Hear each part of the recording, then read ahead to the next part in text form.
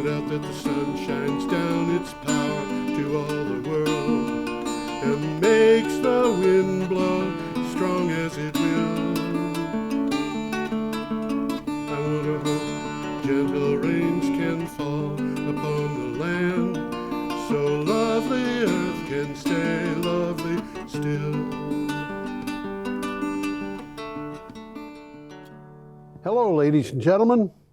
Welcome to the 563rd edition of Energy Week with George Harvey, and that's me, George Harvey, and the amazing Tom Fennell over here.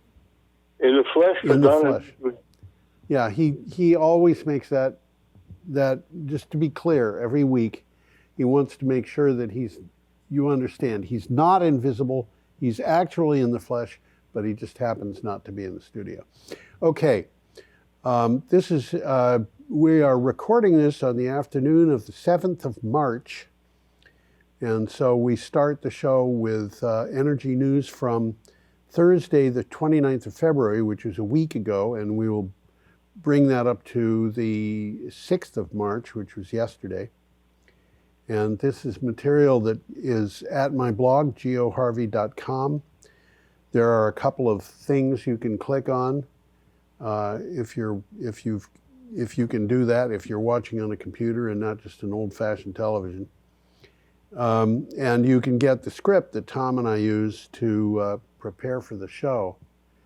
And Tom, so you're ready? I think I am. Okay. We're going to... If something happens.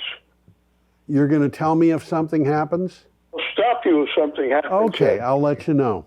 Like I get attacked by my cat or something. Yeah, okay. Our first picture is a picture of the Drake Well Museum. Yeah, that's interesting. Isn't it? Of the Drake Well. And it's interesting because to this day we're not quite sure what Drake was looking for. Well, we know that he was drilling... He was drilling on Oil Creek. Yeah, that's right. At that particular time, oil wasn't the lubricant that we use it as. It was a nostrum. It was a cure-all. Yeah, and it probably made a lot of people sick as a cure-all.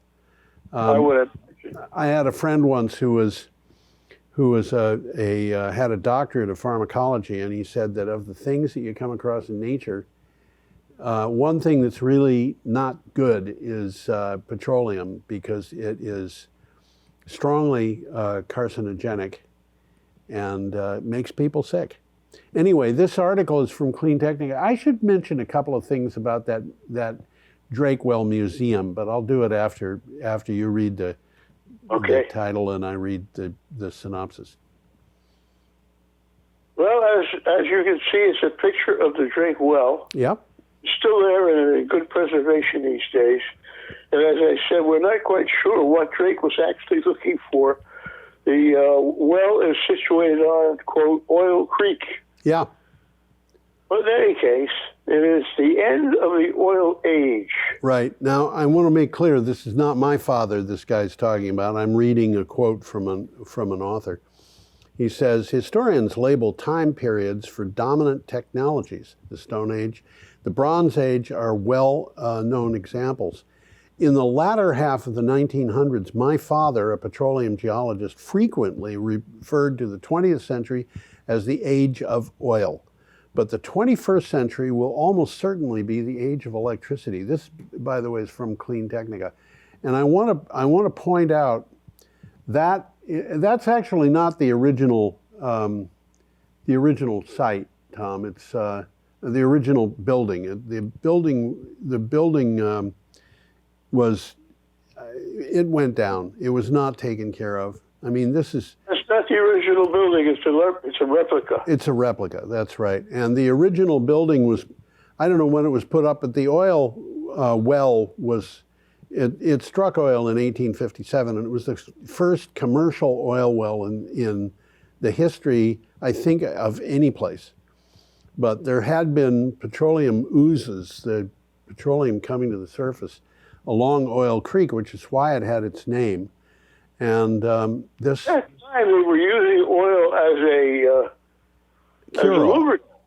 Yeah. They were using oil as a cure-all. Yeah, they were.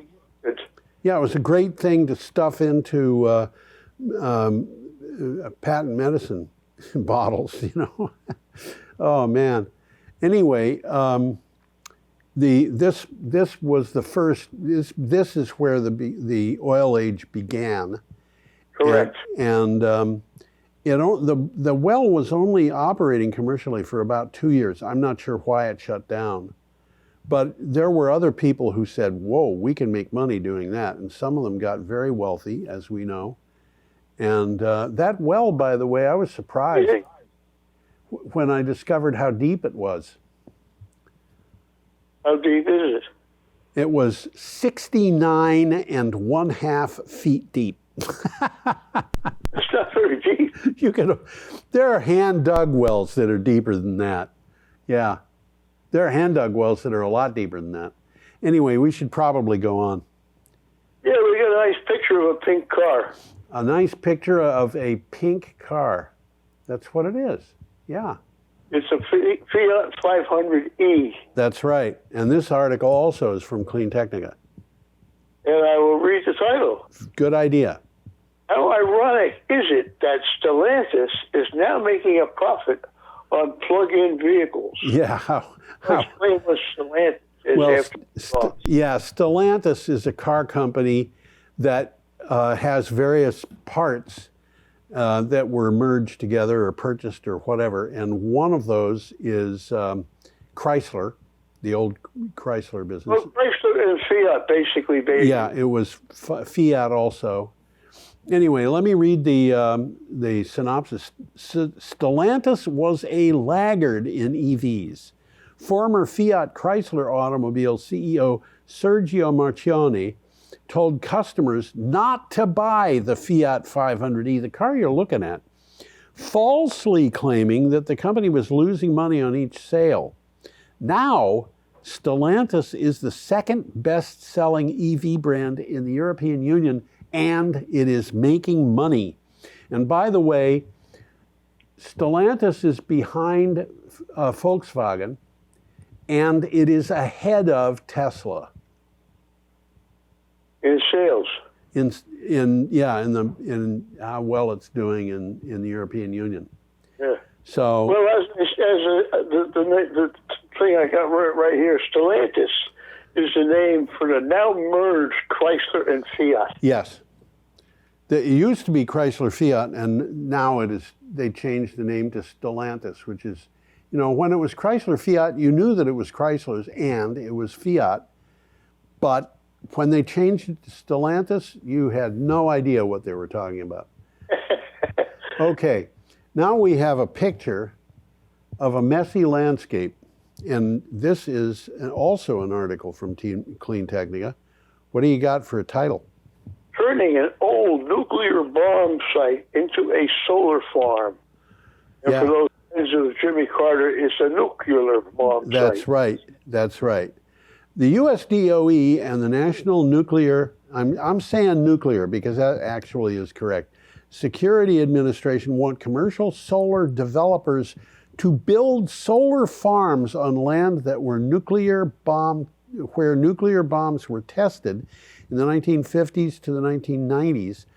Who would do that, though? Well, apparently 6 companies would, because they turned in proposals to do it. And by the way, those cup-shaped indents into the ground are all places where nuclear bombs were tested underground. Oh, wow. The one that's in the foreground that has rubble all around it, the nuclear bomb actually broke the ground and threw the stuff around. But in some of these, the ground just subsided, and that's all that happened. And you can go on YouTube and actually get pictures of nuclear bombs being tested and just see how the nuclear bomb would go off, and then the area around it would suddenly collapse into some kind of stone or something subside. Yeah, it would subside because it was much more dense than it had been. It's a weird thing to see. Anyway, that's that. You want to go on? Can't dance. I knew you were going to say that. Okay. March 1st, Friday coming up. What's that? Coming up on March 1st, Friday. Yes, we are. And now we have an item from Renews and a picture of wind turbine blades. Look at how big those things are compared to the guy standing next to them. I know. They're gigantic. If you had to, you could live in one of those things because they're hollow. Yeah. Okay, what do you got for a title? Glasgow Dock expects record year for turbines. What? Yeah. Peel Port's Clydeport expects to see a record year for handling wind turbine components at its King George V dock site in Glasgow, where it keeps up support as it keeps up support for the renewable energy sector. The UK's second largest port operator will process over 1,000 components weighing over 60,000 tons. Busy little place, isn't it? Yeah, it's a busy little place. And those guys standing in that picture, they don't look like they're really interested in doing anything. But, if they're getting 60,000 tons through that site, you know that something is happening. And that amount, by the way, is just this year. So.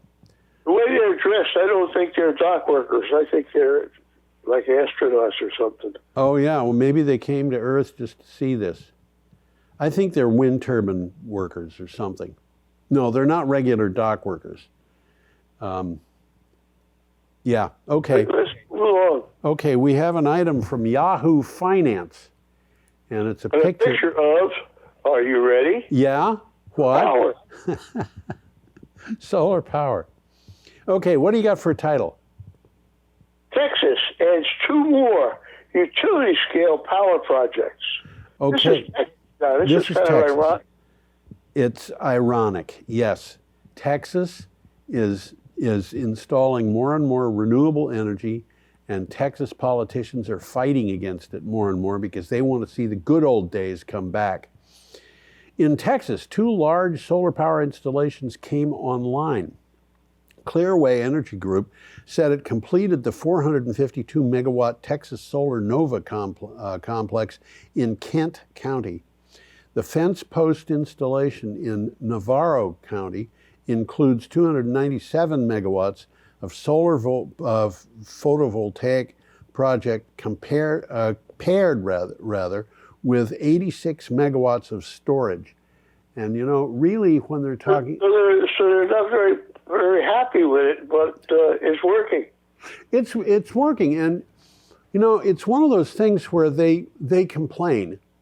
In Texas, I've been reading over and over again complaints about California, where they say California's electricity costs are among the highest in the country at 30 cents per kilowatt hour. That's a lot more than we pay. And the people who write this are blaming renewable energy for that. And they don't. It's not true. What?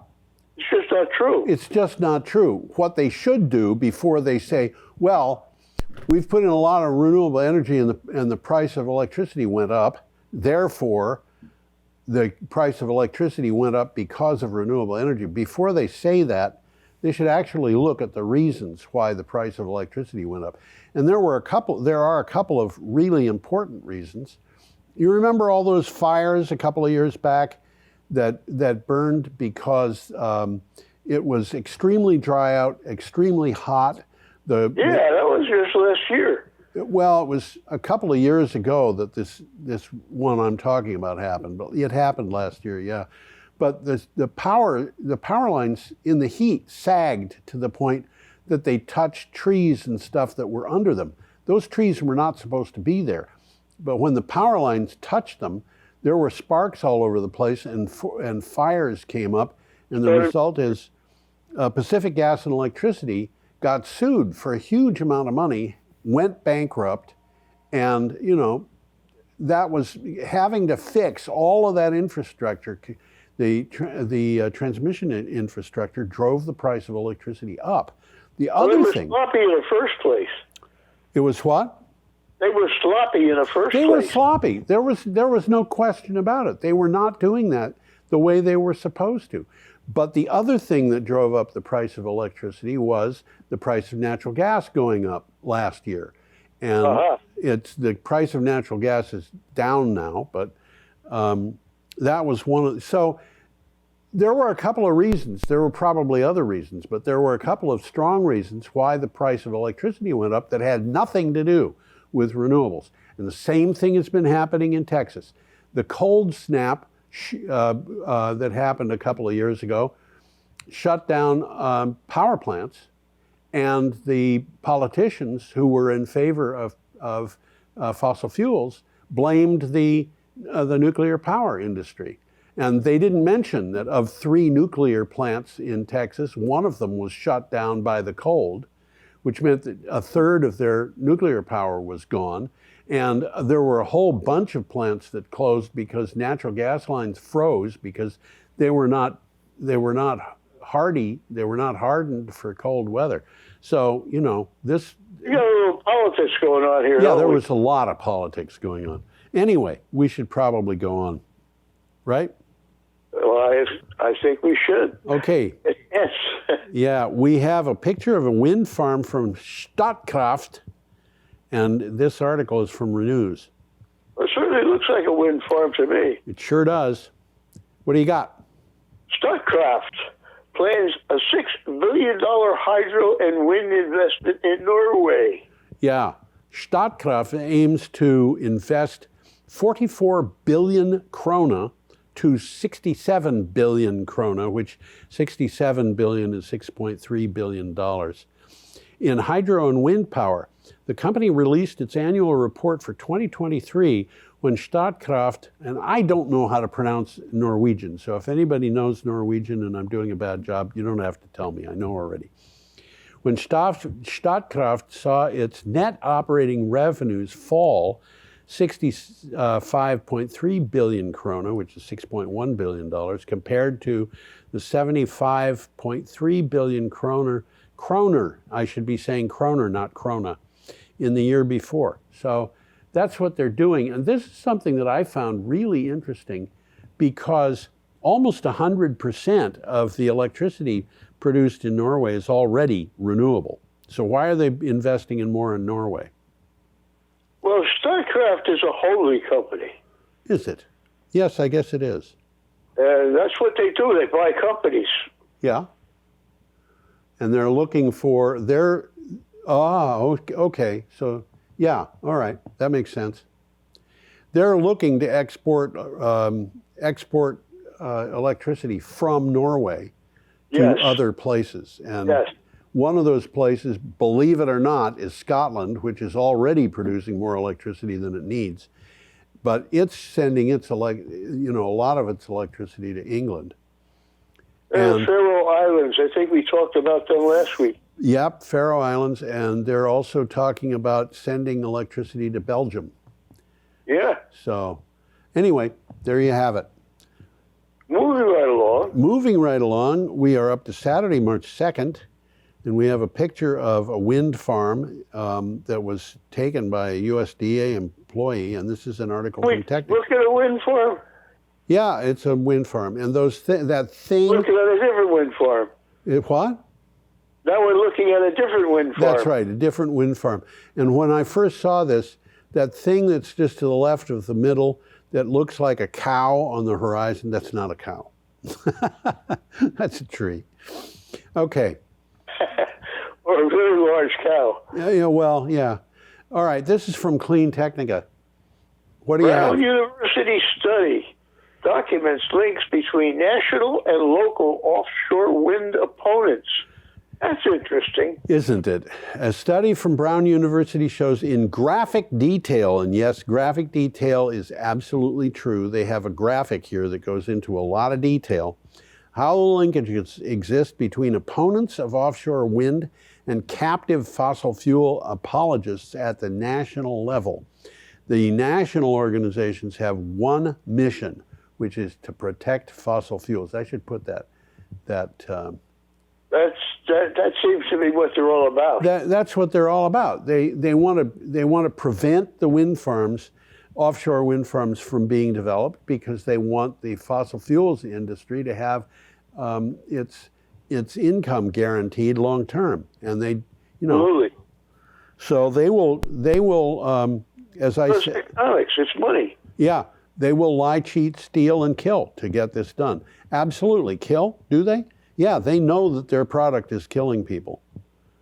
They can't avoid knowing that. They'd have to be so grossly ignorant not to know that. It's unbelievable. Okay. And do I worry about anybody suing me? I have not got a dime for anybody to get. Okay. Now, an interesting picture here of a rooftop solar system. That is true. It's an interesting picture of a rooftop solar system.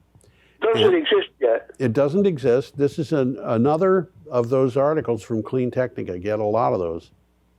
What do you have for a title? World's largest rooftop solar power plant to be built in Denmark. Yes. It's going to look something like that.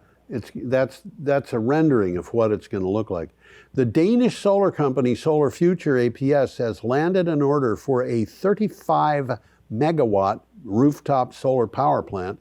The electricity produced from the power plant in Horsens, Denmark, will exceed that of all existing installations in the world. That is to say, there is no existing installation in the world that is bigger. And that includes the Tesla Gigafactory in Nevada, which has got a roof that has famously got a lot of solar power on it. Well, the times they are changing. Yeah, and this puts in mind conversations I had when I was in college. I had a friend who was, I had a number of friends in 1966, 67, who were very into computers, but they were also into renewable energy. And one of them, who predicted the future of computers up to but not including Windows, and it did an excellent job of that.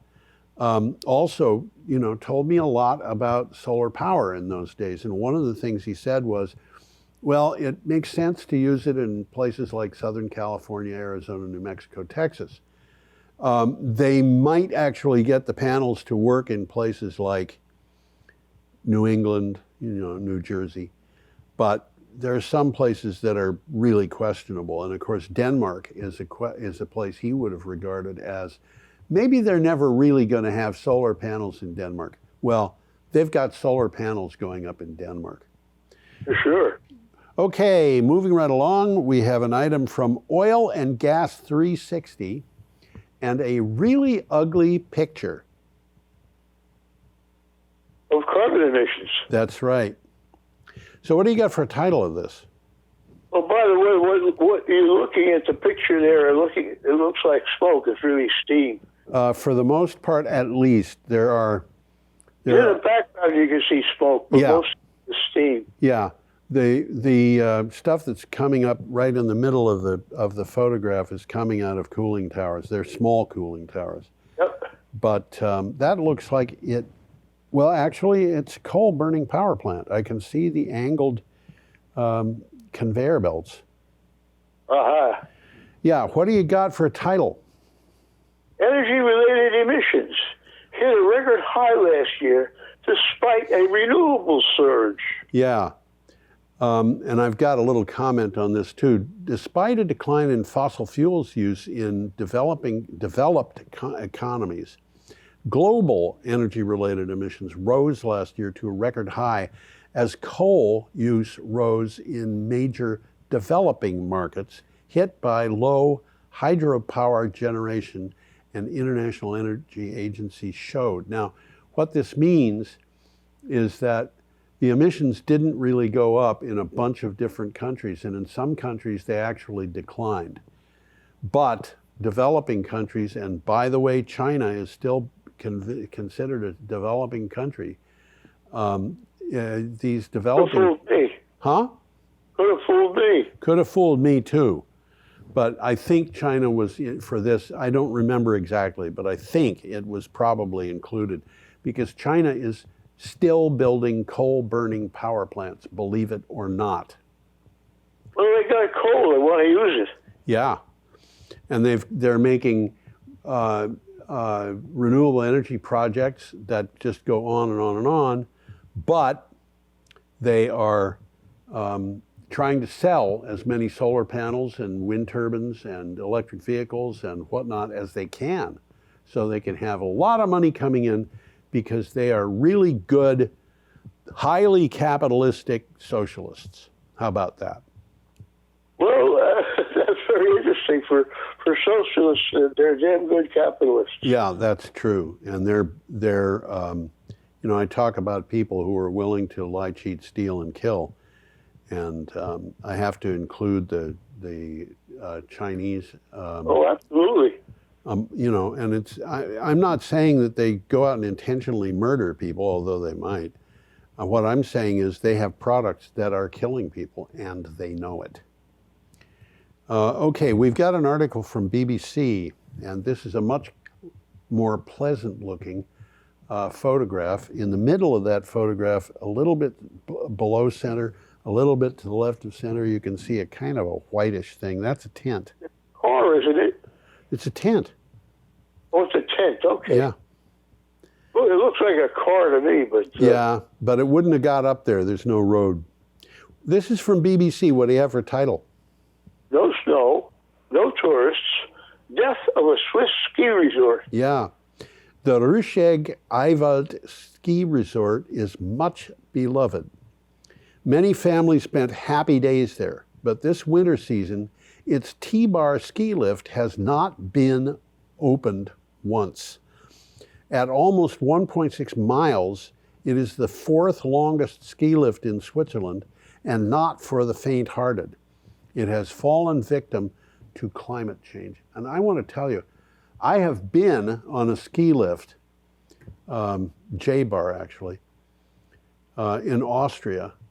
And when the Europeans have got ski lifts, they don't kid around. You don't want to get up on a ski lift in Europe unless you know that you're going to be staying close to the ground, or you're willing to face being way up in the air. Uh-huh. The one that I was at, I didn't realize that it was going to be above the tops of the pine trees. I think I must have been 60 or 70 feet up. Wow. But this was operating during the summer, because during the summer, it was taking people up about a third of the way up the mountain. You started out with I can never remember the name of that type of railroad where you have two cars, one at the top and one at the bottom, and there's only one track. You know what that's called? I don't remember, but I know what you're talking about. Yeah. One goes up at the same time the other one goes down. They balance each other. Yeah, and they are on one track, and halfway up, halfway down, there's a switch, and one goes to the one side, and the other goes to the other side, and they pass each other, and then they just keep going. That went up, and then after that, a third of the way up the mountain was a ski lift, and then a third of the way you walked up. And that was, it was one of those things where I said, okay, I've got two choices. I can freak out and die, or I can stay calm and live. Those are my two choices. So, anyway. Let's move right along here. Let's do that. Okay. A Kia Spring. We have a what? Dacia Spring? That's the name of that car. That's what it is, yeah. I was amazed to see that there was a car company called Dacia. I knew where Dacia was, but Dacia hasn't been a country for about 1,500 years or more. This is from Clean Technica. Actually, Dacia was never a country. It was a Roman province, which was where Romania is now. And Roman soldiers would go there to retire. And that's the reason why Romanians speak Romanian, which is a Romance language like Italian or whatever. It is, right. That's unusual. Yeah. And there are people in this world who say a saying, which is when When in Rome, do as the Romanians do.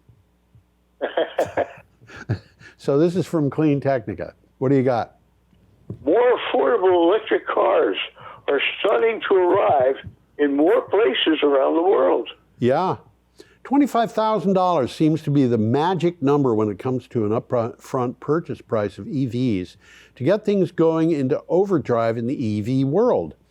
And there has even been a lot of excitement about a potential for a $25,000 compact car from Tesla.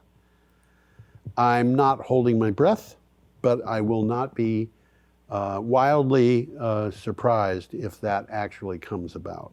How about you, Tom? Something like that is going to happen. Well, they will happen. They have to happen because the only alternative we've got is to stop driving. Okay, we have another thing from Clean Technica. And this is... Just a picture of a map. What does that look like? It looks like a map of the United States, and it's got dots all over it. Yeah. What do you got for a title? Property owners in Colorado sue the forced cleanup of orphaned wells. Now, you got to explain what they mean there. Yeah. We've talked about this before, though. Yeah, we have talked about this before. When an oil well or when an oil or gas company drills a well, it is supposed to put up a bond, the sum of money sufficient to cap the well when it is closed. Typically, those bonds are woefully inadequate, amounting to no more than a few pennies on the dollar. And so the wells stay open. And the fact that Not a good thing. Huh? Not a good thing. Not a good thing. No, they're leaking. Methane typically into the environment, and that's really bad. And there are many, many, many, many thousands of them, and they have to be closed. And each one being closed costs something like $20, $30, $40, $50, $60,000. And who pays for that, Tom? We do. We do. Taxpayers do. I want to put this up again and point out that the places with the large numbers of uncapped oil wells include Western New York, Western Pennsylvania, a lot of Ohio, Western West Virginia. Appalachians.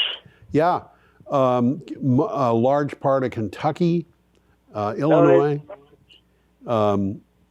Missouri, Kansas, Oklahoma, Louisiana, Texas, North Dakota, and California. And where is this lawsuit? Well, it's happening in Colorado. And what's happened here is that the people who are bringing the lawsuit bought a piece of property with an uncapped well on it. And they were told that well belongs to XYZ company and they are obliged to cap it. And so, you should be expecting somebody to come along to cap the well. 2 years later, they went back to the realty people and said, what's going on here? We haven't seen anybody. And they're still expecting them. Yeah, and they are not going to show up because the company has gone bankrupt. Now, what happened here was that a shell company bought a whole bunch of dead wells. Oh, boy. And then it created another shell company that bought those dead wells and then went out of business. Went bankrupt. Yeah, and the whole purpose of this thing was so the original company had some way of avoiding paying for something that it was obliged to pay for. Yep, absolutely. So, there you've got it. And it's like, does it matter to the people who run those companies that they are going to, those methane wells might kill people? No, I don't think so. Not enough to make it worthwhile to actually spend the money to cap them.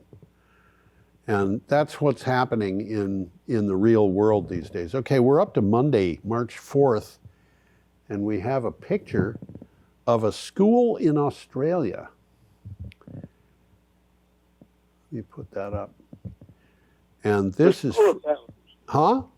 With solar panels on the roof. That's right. This is from a publication called The Conversation. And I quote, the National the national electricity market wasn't made for a renewable energy future. Here's how to fix it. Right. The rooftop solar is, just not the rooftop solar is the cheapest source of electricity in Australia. Customers can get electricity from rooftop solar at less than 1/5 of the average cost of buying it from a retailer.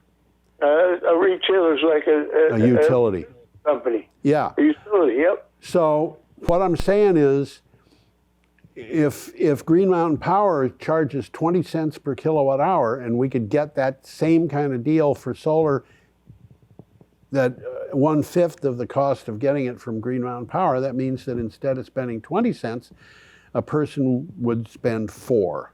Why would you spend 20 cents when you can spend 4?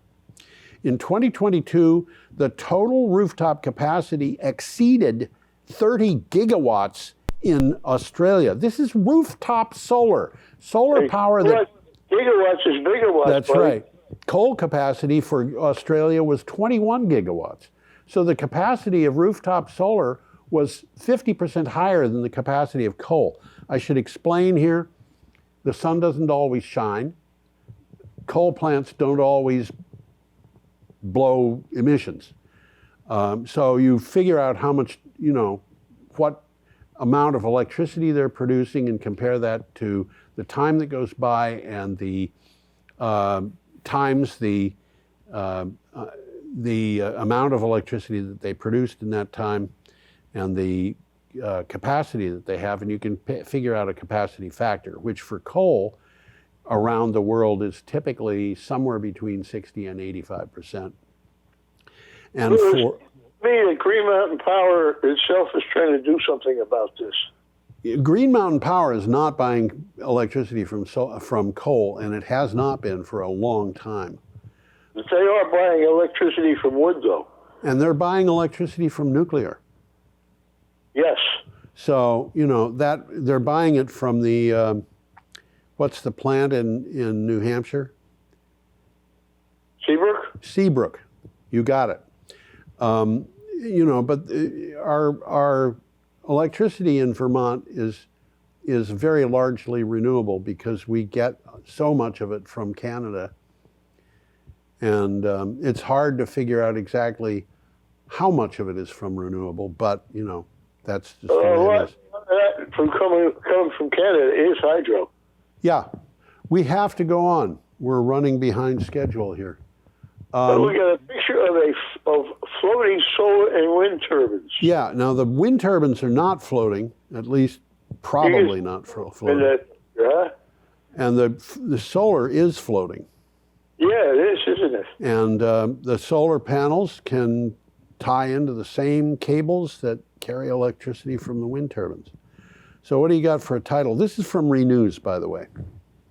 Nautical Sunrise funds Orange wind floating solar farm.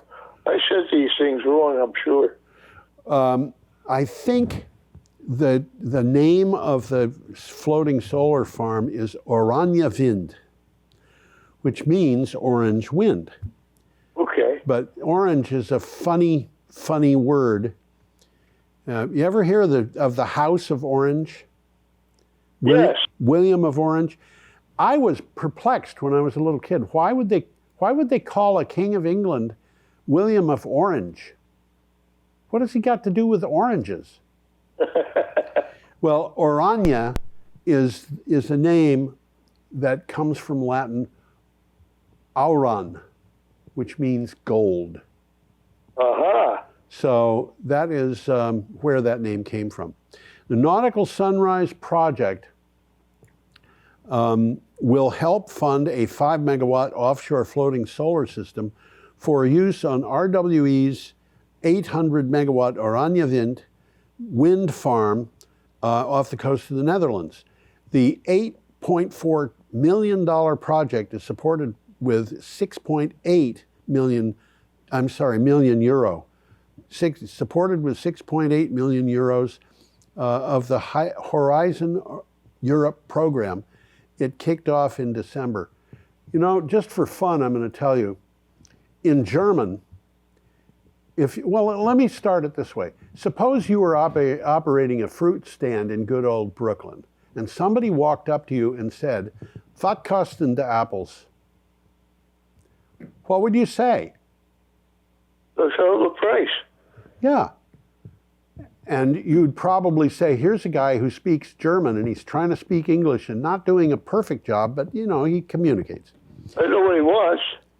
Yeah, except for one thing. He's not speaking German and he's not speaking English, he's speaking Dutch. And I'm not kidding.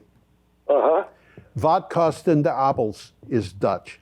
In German, it's was kosten die Apfeln. In English, it is what cost the apples, if you want to just take it word for word. So just to show you how English is more closely related to Dutch than it is to German, but there's a real relationship there. Okay, I'm going to go on to this Saudi highway, and we have to put picture of it up. Yeah, I've got it up. And this is from ABC News. That's American Broadcast Company. Well, I lived in Saudi Arabia. They didn't have any highways like that. I had a friend who in a different part of the country. He told me that they have wonderful highways in Saudi Arabia. This was probably about 25 years ago, so it was after you were there. And he said, well, Saudi Arabia is a big country, and the western part near Mecca is a very different kind of country than the eastern part of it. Yeah. Most of it's desert. Yeah. Well, he said that a friend of his got into, like 6 months worth of hospital stay because he was driving fast at night, which they love to do, and had a collision. And I said, what did he collide with? And I was thinking, he ran into a truck. My friend said he ran into a camel. Wow. And he was going 135 miles an hour. My mother told me not to do that. Yeah, my mother told me the same thing. Your mother and my mother might have got together and talked about how we should behave. Okay, what do you have for a title for this? Conspiracy to me, huh? What's that? Sounds like a conspiracy to me. It sounds like it, yeah. What do you got for a title? OPEC and production cuts deepen with extensions from Saudi Arabia, Russia, and other oil giants. Right. The countries of OPEC Plus announced, this is OPEC plus a few other countries like Russia, announced that they are extending reductions in oil production of 2.2 million barrels a day.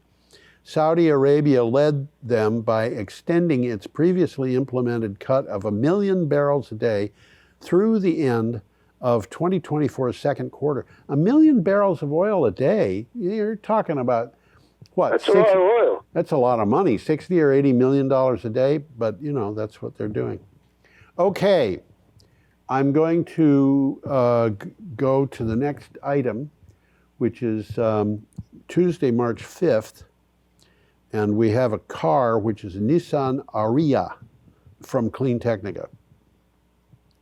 Nissan Ariya, which is what we're looking at, right. That's a nice car, isn't it? Yeah, well, if you like cars. I've always since my father bought a 1959 Pontiac new, in that process I learned to really hate cars, and I always have, except for one or two. I had a couple of cars I liked. One of them was a TR3, but let's talk about this, okay? What did you say? Nissan Ariya gets a big price cut, competitive with the Tesla Model Y now. That's a question mark. That's a question. Is it now competitive with the Tesla Model Y? The Nissan Ariya, the country's fully electric crossover, just got its base price reduced by $3,600. Some higher-end versions of the Ariya got their MSRP absolutely shredded by as much as $6,000. The base price of the base MSRP of the Ariya is now $39,560, and that is starting like you should be asking whether that is competitive with a Tesla. So, what do you think? I think it is. Yeah. Moving on. We have a picture of a blizzard. Looks like a blizzard to me, doesn't it? Yeah. This is from ABC News. What do you got for a title? Blizzard slams Times, California's Sierra Nevada mountains, and more snow is on the way. Yeah, the snow has topped 10 feet in some of the Sierra's higher elevations.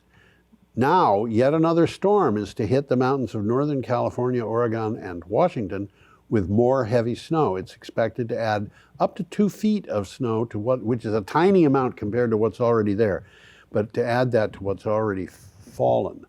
And, you know, California has just been, I think this 2 feet thing was like the third heavy snow, and the first and the second were each in amounts that could go over 10 feet.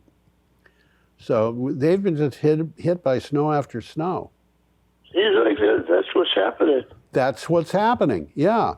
We have another item from Clean Technica. We're getting a lot from Clean Technica this week. And got a picture of a worker at a solar array. How about that? How about that? Who would have thought that he was at a solar array, you know? Anyway, what do you have for title? U.S. counties are blocking renewable energy for themselves, but not for thee. Yeah. A movement is afoot to block solar-scale renewable energy development across the United States, even though the cost of wind and solar power is cheaper than electricity from other sources in many areas, I would say most areas at this point. However, there is more than one way to deal with such things. And of course, the author of this particular article talks about ways to deal with it. And, you know, I think this was, what's her name? Tina Clark. And she's a bright woman. So, you know. Anyway, our next picture is one that I really enjoy. Women farming. Women farming, that's right. And they're farming in Kenya. And this is from ABC News also. UN warns of climate impact on farms, rural health, I'll say it again. UN warns of climate impact on farms and rural households run by women in poor countries. Right. A report by the Food and Agricultural Organization, the report is called, quote, "The Unjust Climate," end quote, found that rural households headed by women lose an average of 8% more of their income during heat waves and 3% more during floods than those headed by men. Why? Well, they actually talk about a number of reasons, but the one that struck me the most is the fact that in different countries, women don't have the same rights men do. And that is very, very common. You know, yeah. in England, during the reign of Queen Victoria, having a queen was very unusual. Obviously, they had Queen Elizabeth I and William and Mary, where it was Mary's relationship with the crown that got them to be king and queen, but also Queen Anne. But if a woman in 1850 who was rich got married, her husband could spend all of her money and she had no way to stop it except getting a divorce. And by golly, you had a hard time getting a divorce. So rich women, if they were smart, very often didn't want to get married at all. And this is what's happening in places like where these two women are working. And you'll notice that they have really nice smiles on them. They look like happy people, but you know, if they have to get relief of one kind or another, they can't get it because they're women in many places.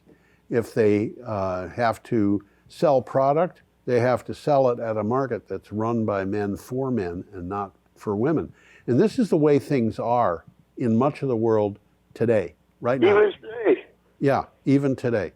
Well, you got to remember, Tom, it was not that many years ago that there were active slave markets in part of the world. And by not many years ago, I mean, there were active slave markets when we started this show 11 years ago. Wow. And that's just the way it was. And there was yeah, that's the way it was. Okay, let's go on. We have a picture here of a satellite called Methane Sat, and we have an article from Clean Technica. Well, that's an interesting satellite. Isn't it?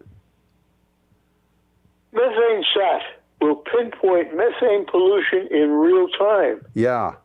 Interesting. Yeah. Methane Sat, a satellite brought into being by a collaboration, this is really interesting, between dozens of scientists, researchers, private companies. It's in orbit, peering down at the Earth as it circles 15 times a day. Methane Sat is designed to identify the sources that leak polluting methane gas. That picture comes from the Environmental Defense Fund. And the Environmental Defense Fund was one of the leaders in getting that satellite up into space. And what they can do is they can see methane leaking in real time. And do something about it, theoretically. Notify the authorities. Methane is hard to see, and I forget the name of the place out in California several years ago. Blew up because of the methane that was just leaking out of the ground. But that kind of thing happens. If they could see it in real time, they'd know that methane was leaking, and they'd be able to say you've got a problem. Something about it, yep. Yeah. Okay, our last story is coming up, and the last story. Picture of a solar farm. It's a picture of a big wind farm. Big solar farm. A big solar farm, rather. You're right. This is from Renews. U.S. adds a record-breaking 32 gigawatts of solar in 2023. Well, and you've heard me say before, gigawatts is bigawatts. Yes, that's right. And I want to point out this is 32 gigawatts in 1 year, and they're expecting 2024 to have an increase. Okay, the U.S. installed a record-breaking 32 gigawatts of solar in 2023. During the first full year of the Inflation Reduction Act, the utility-scale sector added 22.5 gigawatts of new capacity, while nearly 800,000 Americans added solar to their homes, according to the U.S. Solar Market Insight 2023 Year in Review. Now, why pay for the fuel when you don't have to? Yeah, there's a lot of reasons why solar is better.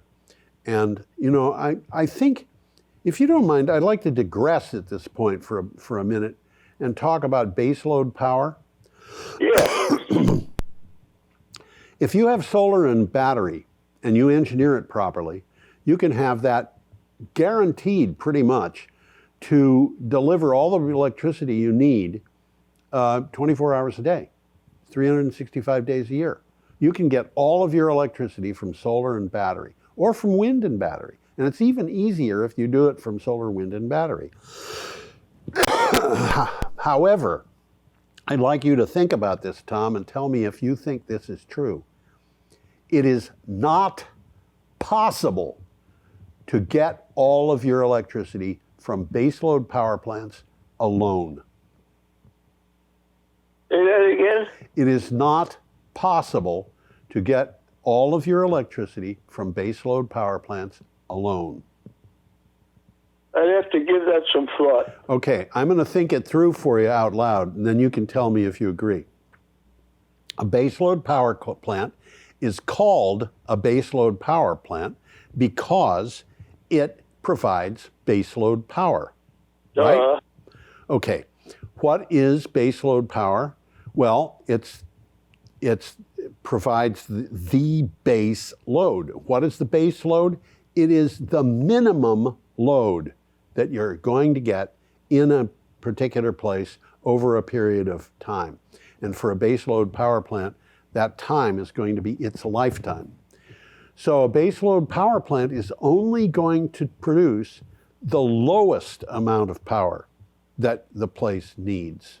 Right. Anything in addition to that has to come from something else. Yep. Absolutely. So, you have a baseload power plant, you absolutely need Things like solar. peaking plants, load following plants, batteries, solar, wind, you name it. A lot of things you can use to give the power that's needed to complement baseload power. But you need something in addition to baseload power. People say the sun doesn't always shine, the wind doesn't always blow. Well, I got news for you. Baseload power never, except under record-breaking circumstances, produces all of the electricity for a place. Never. Never. Never. Now, do you believe me? I believe you. Okay. You were ready to question my thought a minute ago, but when you said you needed to think about it, now that you've thought about it, there we go, ready to go. And well, this is the end of the show for today, I think. It is, and I'm going to put up the last slide. Tom never sees the last slide before we do this, so I'm going to put it up. Where is my cursor? I don't know where my cursor is on the screen. It's very, very strange. Curse at it. I am not going to curse on television, and I don't like cursing ever. Ah, there it is. Okay. And what it says is, have an altogether delightful week. That is what we are wishing to the people who watch the show. I second the motion. Right. And I'm going to wave goodbye, and I happen to know for a fact that Tom is waving goodbye. Even though he's all by himself, and you can't see him, he's waving goodbye. And what? My cat's waving goodbye. The cat's waving! Oh my gosh. I'm stunned. What an event. We're going to remember this, okay, Tom? Say again? We're going to remember this as an event because the cat is waving goodbye. Okay, and we hope you all have a great week. And what do you have to say to them, Tom, about coming back? Y'all come back now, you hear? Oh, yeah, you all come back now, you hear? Okay.